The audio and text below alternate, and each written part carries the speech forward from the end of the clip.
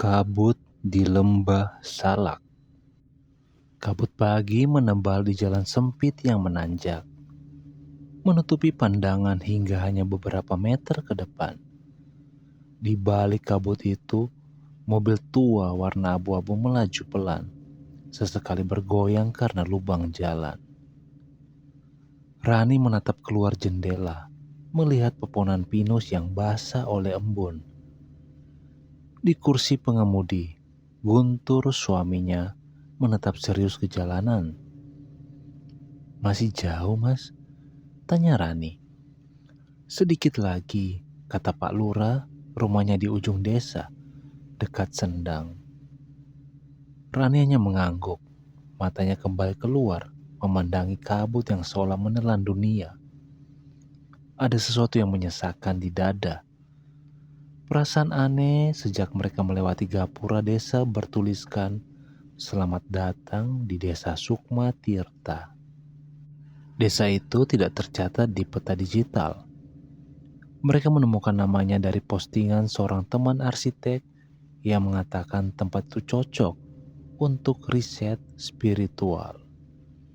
Guntur yang baru saja kehilangan proyek besar di Semarang menganggap perjalanan ini sebagai pelarian. Mereka berhenti di depan rumah kayu besar, dikelilingi pohon beringin tua. Seorang lelaki tua berpeci hitam keluar dari dalam, tersenyum tipis. "Sampun teko, Nduk, Lek." Suaranya serak tapi ramah. "Kulo Pak Wiryo, sing nyediake omah buat sampean." Rani menjabat tangannya, dingin dan kasar. "Terima kasih, Pak. Udah ganggu." "Wes, ora usah sungkan. Wong sak desa iki seneng nek ana tamu. Kapan maneh?" ujarnya sambil tertawa pelan. Tapi di balik tawa itu, Rani menangkap tatapan yang sulit dijelaskan, seperti mata yang menyimpan sesuatu. Rumah itu besar dan kuno, langit-langitnya tinggi, kayu jatinya menghitam karena usia. Di ruang tengah tergantung foto keluarga zaman dulu. Laki bersarung berdiri depan sendang, dikelilingi anak kecil. Rani merasa aneh. Semua anak di foto tersenyum kaku, seolah dipaksa. Malamnya suara jangkrik dan gemericik air dari kejauhan terdengar nyaring. Guntur sudah tidur, tapi Rani belum bisa. Ia berdiri di teras, menatap ke arah lembah. Di bawah sana, samar-samar terlihat kilau air. Sendang yang dimaksud Pak Wiryo barangkali. Tiba-tiba terdengar suara langkah kaki di tanah basah. Bu Rani." Rani menoleh cepat. Di ujung jalan ada anak perempuan sekitar 10 tahun berdiri diam. Rambutnya basah menempel di wajah. Pakainya seperti kebaya lusuh. "Ibu baru ya?" tanyanya pelan. Rani menelan ludah. "Iya nak, kamu siapa?" "Aku Sinta, aku tinggal di bawah dekat Sendang." Anak itu tersenyum samar. "Jangan kesana waktu malam, Bu. Airnya suka minta orang." Rani terdiam. Sebelum sempat bertanya lebih lanjut, anak itu sudah berbalik dan berlari menuruni jalan gelap. Keesokan paginya, Rani menceritakan kejadian itu pada Guntur dan Pak Wiryo. Lelaki tua itu tertawa pendek, tapi nadanya berat. Mungkin Duk salah lihat. Orang no bocah jenenge Sinta neng kene. Paling bocah ngumbara." Namun Rani merasa yakin dengan apa yang ia lihat. Apalagi malamnya, saat ia mencuci tangan di kamar mandi, air yang keluar dari keran terasa dingin sekali dan ada aroma seperti bunga melati busuk. Ia menatap cermin. Di belakangnya, sekilas tampak bayangan anak kecil berdiri di pintu. Ketika ia menoleh, tak ada siapapun. Hari-hari berkenang, bahkan berencana membeli tanah di desa itu. Tempat ini masih asli, Ran, kayak punya energi, katanya. Rani tidak seantusias itu. Ia mulai merasa ada yang aneh dengan penduduk desa. Mereka selalu menatapnya dengan pandangan yang sulit dijelaskan. Bukan curiga, tapi seperti menunggu. Suatu sore, Rani berjalan ke pasar kecil di tengah desa. Seorang ibu penjual sayur menatapnya lama, lalu berbisik, "Mbak, hati-hati tinggal neng kono. Wis suwi rano wong kota yang betah neng kono." "Mbak, atus-atus neng griya. Mbak, atus-atus neng griya kui. Wis suwe ora ana wong kota sing betah neng kono." "Kenapa, Bu?" Ibu itu menatap kanan kiri lalu menunduk. "Sendang kui udu nggon nggo adus, ono sing jogo. Nek ono pembangunan anyar neng deso, mesti ono tumbal." Rani merasa bulu kuduknya berdiri. "Maksud ibu?" Si penjual sayur tak menjawab, hanya menatap sayuran di depannya. "Mengko bengi rasa lunga-lunga, Mbak. Nek krungu ono suara seko sendang, rasa digubris." Malam itu hujan turun. Guntur sudah tidur, tapi Rani lagi-lagi terjaga. Di luar, kabut tebal naik dari lembah. Dari kejauhan terdengar suara gamelan samar, padahal tak ada acara di desa. Kemudian, suara itu berubah menjadi gumaman, seperti orang berdoa dalam bahasa Jawa kuno. Lalu terdengar suara seperti air bergejolak. Rani mendekat ke jendela. Dari arah sendang, tampak cahaya obor menari-nari. Ada sekelompok orang berjalan beriringan, membawa sesuatu yang dibungkus kain putih. Di depan mereka, Pak Wiryo berjalan dengan tongkat, wajahnya serius. Ketika kain putih itu tersentuh air sendang, terdengar suara seperti jeritan tertahan. Rani menutup mulutnya agar tidak berteriak. Dan saat cahaya obor terakhir padam, ia melihat sosok kecil di tepi air menatapnya dari jauh. Anak perempuan dengan kebaya lusuh, tersenyum samar di tengah kabut. Rani tidak seantusias itu. Ia mulai merasa ada yang aneh dengan penduduk desa. Mereka selalu menatapnya dengan pandangan yang sulit dijelaskan. Bukan curiga, tapi seperti menunggu. Suatu sore, Rani berjalan ke pasar kecil di tengah desa. Seorang ibu penjual sayur menatapnya lama, lalu berbisik, "Mbak, hati-hati tinggal neng kono. Wis suwi rano wong kota yang betah neng kono." "Mbak, atus-atus neng griya. Mbak, atus-atus neng griya kui. Wis suwe ora ana wong kota sing betah neng kono." "Kenapa, Bu?" Ibu itu menatap kanan kiri lalu menunduk. "Sendang kui udu nggon nggo adus, ono sing jogo. Nek ono." Pagi itu, Guntur tampak bersemangat. Ia baru saja pulang dari rumah Pak Lurah, membawa kabar bahwa ia akan membantu merancang balai desa baru di Sukma Tirta. Kata Pak Lurah, ini proyek besar. Mereka mau bangun wisata spiritual, katanya sambil tersenyum lebar. Rani mencoba tersenyum, tapi dadanya terasa berat. Sejak malam kemarin, bayangan orang-orang membawa kain putih ke sendang masih terus terlintas di pikirannya. Sejak malam kemarin, bayangan orang-orang membawa kain putih ke sendang masih terus terlintas di pikirannya. Ia ingin menceritakan semuanya pada Guntur, tapi setiap kali hendak bicara, selalu urung. Ia tahu Guntur tidak akan percaya. Ketika Guntur pergi ke balai desa, Rani memutuskan untuk berjalan ke arah sendang. Ia ingin membuktikan pada dirinya sendiri bahwa yang dilihatnya semalam hanyalah mimpi. Jalan menuju Sendang menurun tajam, diapit pohon bambu dan beringin besar yang akarnya menjuntai seperti rambut raksasa. Udaranya lembab dan semakin dekat ke bawah, udara terasa semakin dingin.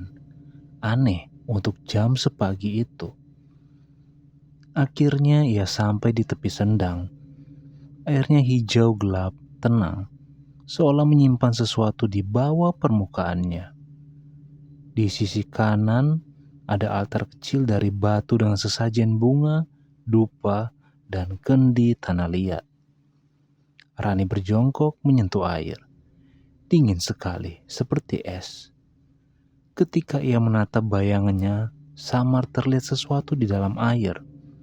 Wajah seorang anak kecil menatap balik padanya.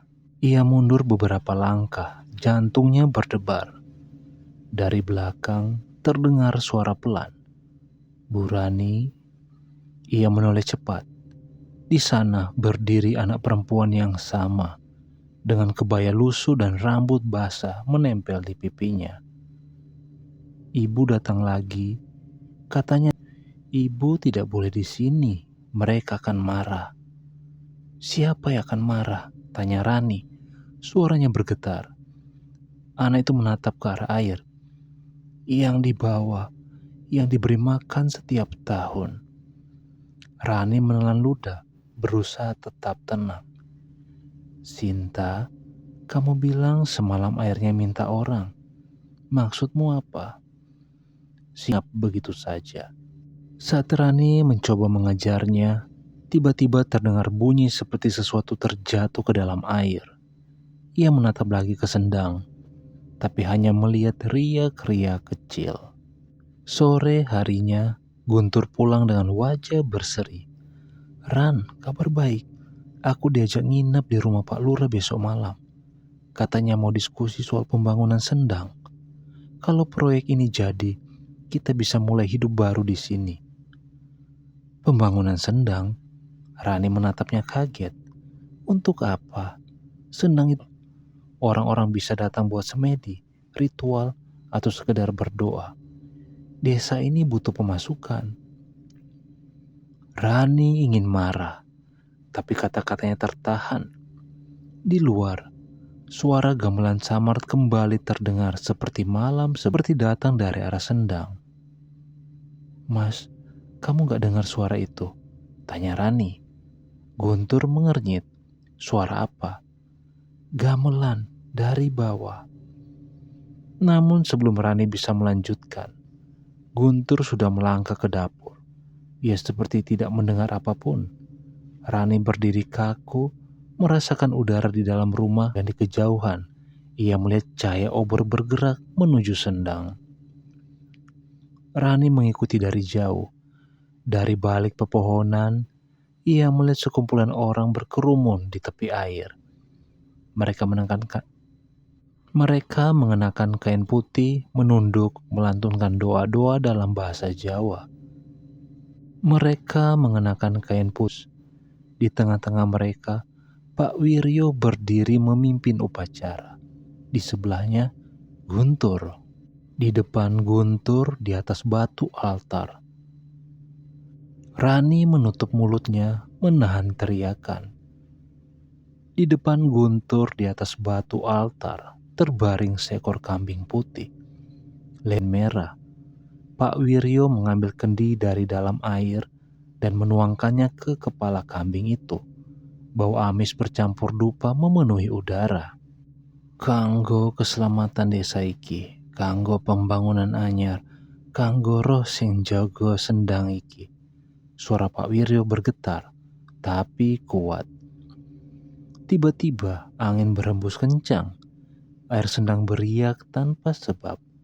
Dari dalamnya muncul gelembung-gelembung besar, seolah ada sesuatu yang bangkit dari dasar. Rani mundur ketakutan, tapi tak bisa berpaling. Pak Wiryo mengambil sebilah pisau kecil. "Tumbal wes siap," katanya. Tapi sebelum pisau itu menyentuh leher kambing, Sendang bergejolak keras, dan kain putih yang menutupi kambing itu terangkat oleh angin. Rani menjerit pelan. Yang terbaring di altar bukan kecil, rambutnya basah, mengenakan kebaya lusuh yang sangat ia kenal. Sinta. Rani menahan napas. Matanya menatap ke arah Guntur yang tampak terpaku, seolah tak sadar apa yang terjadi. "Mas," bisiknya, tapi suaranya lenyap di antara gemuruh air. Ketika pisau itu akhirnya menembus leher Sinta, langit menggelegar dan air Sendang meletus ke atas seperti kawah gunung. Orang-orang menjerit, berlari. Rani terhempas ke tanah. Dari dalam kabut, ia melihat sesuatu naik dari dalam air. Sosok hitam besar, menyerupai manusia, tapi kulitnya seperti lumpur pekat. Matanya merah menyala. Sosok itu menatap ke arah Rani. Suaranya berat dan basah, seperti berasal dari dasar air. "Belum cukup. Tumbalnya belum lengkap." Lalu semuanya gelap. Rani terbangun di kamar. Pagi sudah datang. Guntur duduk di sampingnya, wajahnya pucat. "Kamu pingsan di tepi Sendang, Ran. Untung warga nemuin." Rani berusaha bangkit. "Mas, semalam kamu lihat kan? Anak itu, Sinta."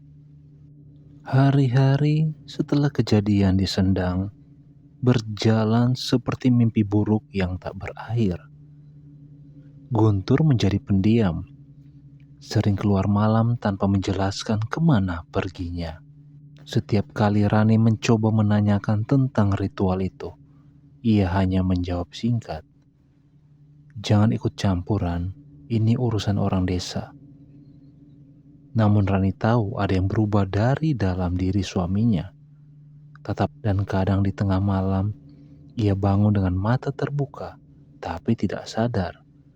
Berjalan keluar rumah sambil bergumam pelan, "Tumbal kudu dibayar." Rani mulai takut, tapi rasa takut itu berubah menjadi tekad saat ia menemukan di meja kerja Guntur sebuah peta kecil. Rancangan pembangunan kawasan wisata Sendang Sukma. Di pojok bawah peta itu tertulis, pembangunan tahap awal dimulai dengan ritual persembahan jiwa suci. Sore itu, Rani memutuskan pergi ke rumah Pak Wiryo. Lelaki itu menyambut dengan senyum kaku, seperti sudah tahu ia akan datang. "Aku pengen tahu apa yang terjadi sebenarnya di Sendang itu, Pak," kata Rani dengan suara bergetar. "Aku lihat anak kecil disembelih di sana. Kenapa kalian tega melakukan itu?" Pak Wiryo terdiam lama. "Sampean orang ngerti, Nduk. Desa iki wis digandoli roh penjaga seko zaman biyen. Yen ora dikasih tumbal, kabeh bakal mati." Roh penjaga. Jenenge Nyai Sukma Tirta. Biyen DE bojone kepala desa lawas. DE bunuh diri neng Sendang kui setelah anake lelep. Seko kui, banyu Sendang selalu njaluk ganti. Nyawa siji saben desa iki arep berkembang. Rani menatapnya tak percaya. "Dan kalian mengorbankan anak-anak, itu gila." Pak Wiryo memejamkan mata. "Bocah-bocah sing wis dipilih ora ilang koyo ngono. Pada dadi bagian saka sing jogo Sendang, ben desa tetep makmur, termasuk Sinta." Pak Wiryo membuka matanya pelan. "Sinta ki cucuku." Suasana mendadak hening. Rani mundur beberapa langkah. Tubuhnya gemetar. "Kamu korbankan cucumu sendiri. Desa iki butuh keseimbangan, Du, jawab Pak Wiryo. Tapi kali iki roh sendang iserung puas. Mergo tumbal sing digowo, udu sing kudu digowo. Bukan yang seharusnya. Harusnya sing dikorban kiki. Pak Wiryo berhenti, menatap Rani lama. Sampean. Darah Rani serasa berhenti mengalir.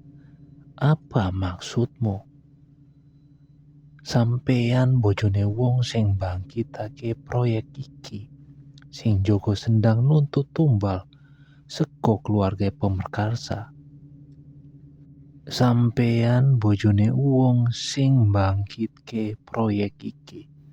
Sing Joko sendang nuntut tumbal seko keluarga pemerkarsa. Nek ora dipenuhi, kabeh bakal diseret banyu. Rani menatapnya ngeri, lalu berlari keluar rumah tanpa pamit. Malam itu, langit kembali diselimuti kabut tebal. Hujan turun deras dan suara petir menggema di balik gunung. Dari arah Sendang terdengar gamelan. Kali ini keras, seperti pesta kematian. Rani mencari Guntur di seluruh rumah, tapi ia tak ada. Di atas meja ia menemukan surat kecil bertuliskan tangan Guntur. Maaf Ran, aku harus menebus semua ini. Aku akan ke Sendang. Jangan menyusul. Rani berlari keluar tanpa berpikir. Jalan licin, lumpur menempel di kakinya. Tapi ia terus turun ke arah lembah. Di kejauhan, obor-obor menyala. Suara doa bergema. Di tepi Sendang, ia melihat Guntur berdiri di tengah lingkaran warga desa.